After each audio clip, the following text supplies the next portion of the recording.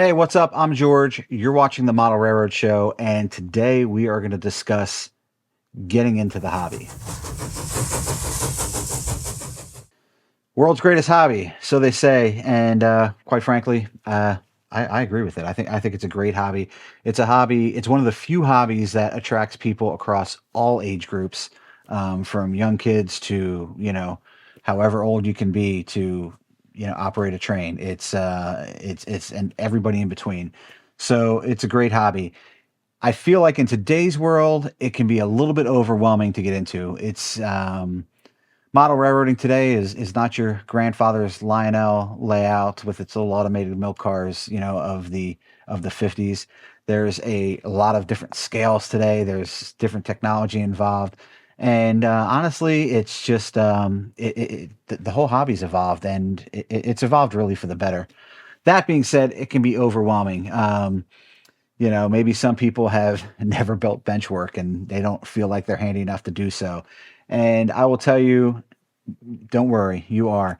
Maybe wiring is something that, worries you. And again, I feel like wiring in today's model railroad is much simpler than it was, 25 or 30 years ago before the advent of digital command control.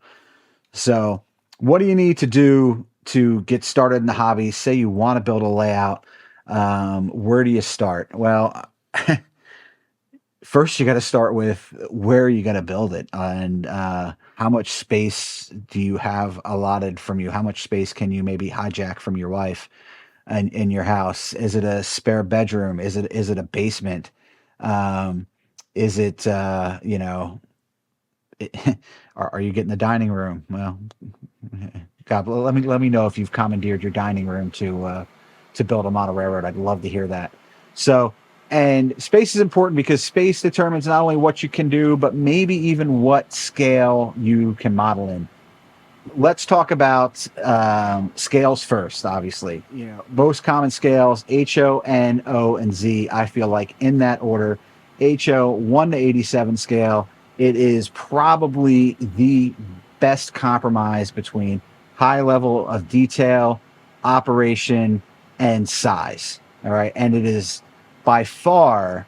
If you're going to model an HO, your possibilities are endless. There are the most structures available, the most rolling stock and motive power all available in HO.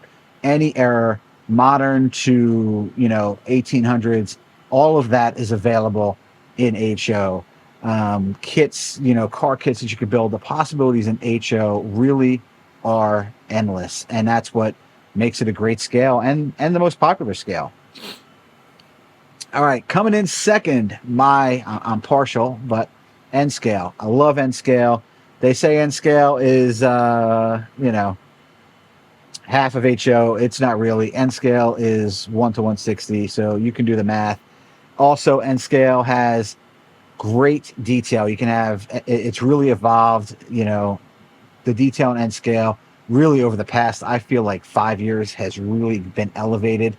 And also, N scale, not like your N scale of the 1990s. We have knuckle couplers now. Knuckle couplers mean cars that stay coupled better together. It means better operation. It's definitely a scale where you can have the scenery really be part of the model railroad, making the trains part of the scenery. It's really nice. It also allows you to run longer, more prototypical trains than you would in HO in a smaller space. Um, so definitely, if space is a little limited, and your eyesight is not terrible, then N scale may be a viable option to you.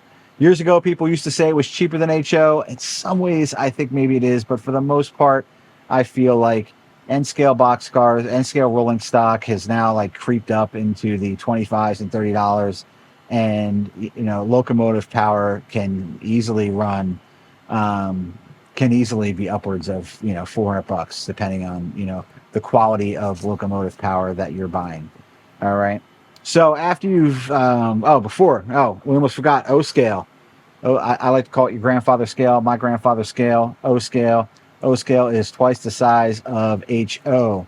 So you can see this is an O scale engine here, and this is an HO locomotive here. This is a Lionel three rail engine, and it's, I feel like O scale was more popular a generation ago. It was Lionel. Lionel dominated the market. They still are a juggernaut in the market itself. In New Jersey, it is popular. We have a huge club called the New Jersey High Railers, which have an amazing O scale layout. Uh, so still popular. You need a little bit of space, though. I feel like for O scale, and it is a bigger, bigger train, bigger radius.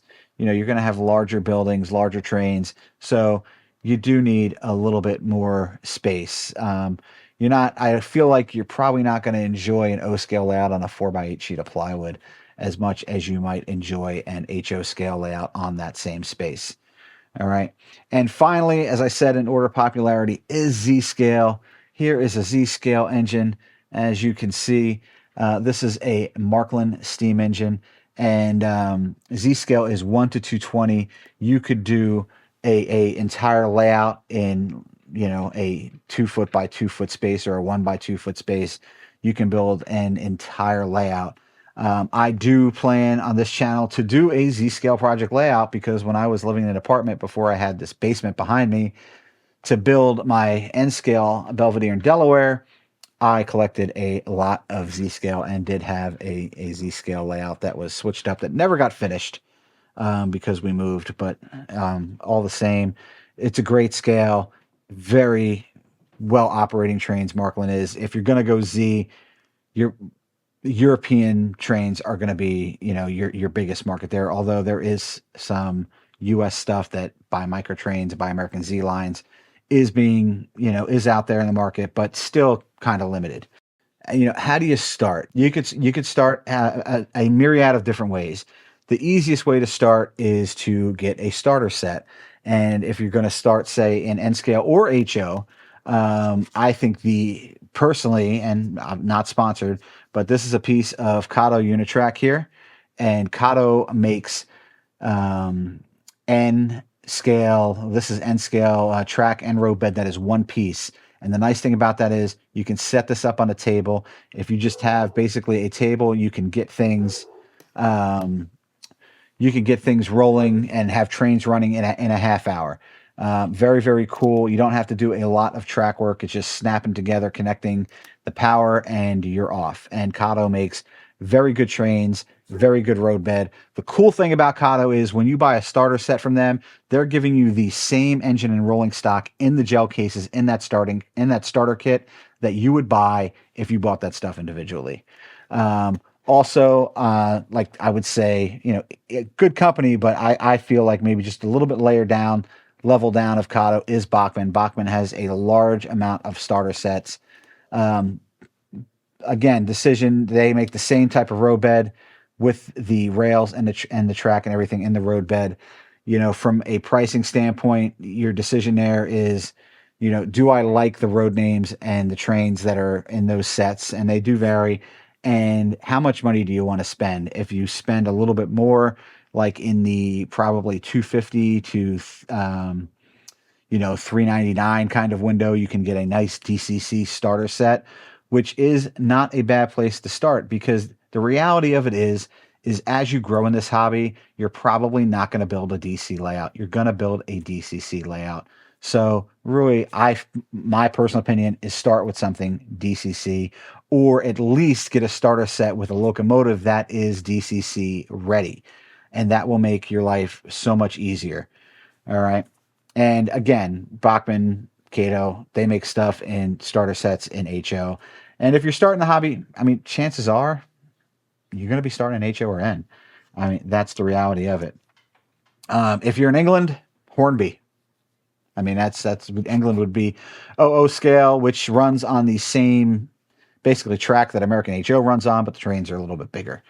So Hornby would be your quality brand over in England, or across the pond, as we would say, to go get that. You got your set, you want to expand, you want to build your first layout. A simple loop with some scenery works, My first layout when I was younger was on a piece of 4x8 plywood with some grass mat, and we've all seen the grass mat, with some grass mat down and some trees that like had the little flat stands and that around, and that was basically how my first layout when I was a kid was. What I feel is important is if you're going to design a small layout, like say you're going to build an N scale layout on a door, very popular way to start. I feel like building a layout on a door is something that is manageable for people to start with. The big thing that I would say is there's a lot of track plans out there is make that track plan expandable so that when you decide to build a larger layout or you decide to grow within the hobby or you get more space allotted, you can then incorporate that layout into a larger layout. You can do the same thing with an HO layout. Say you build an HO switching layout. I mean, you can build an HO switching layout in your office on top of some IKEA shelves, and then eventually you can take that HO switching layout and you can incorporate it into a larger layout as you grow or as you get more space or etc. Let me know. I mean, have you started building a layout? Are you in the hobby? Are you interested in getting the hobby? Are you getting back into the hobby after being away from it for a number of years? Let me know down below in the comments where you're at in your model railroad journey. All right. And thank you for watching. Hit that subscribe button and give me a thumbs up. I'll catch you in the next one. Thanks.